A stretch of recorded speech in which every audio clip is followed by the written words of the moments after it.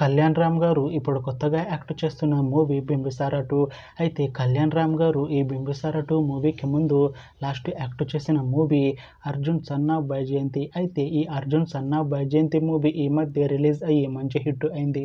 అయితే 'Arjun son of Vyjayanthi' మూవీతో కళ్యాణ్ రామ్ గారికి ఒక మంచి హిట్ వచ్చింది.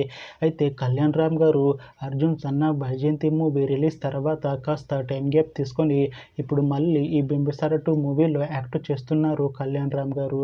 చూడాలి కళ్యాణ్ రామ్ గారికి ఈ 'బింబిసార 2' మూవీతో కూడా ఒక మంచి హిట్ తనకి వస్తుందా లేదా అనేది మనం ఈ 'బింబిసార 2' మూవీ రిలీజ్ అయ్యాక చూడాలి. అయితే 'బింబిసార 2' మూవీ రెగ్యులర్ షూటింగ్ 2026 స్టార్టింగ్లో స్టార్ట్ చేసి ఈ 'బింబిసార 2' మూవీని 2026 ఎండింగ్ లోపు రిలీజ్ చేసేలా ప్లాన్ చేస్తున్నారు మూవీ టీం.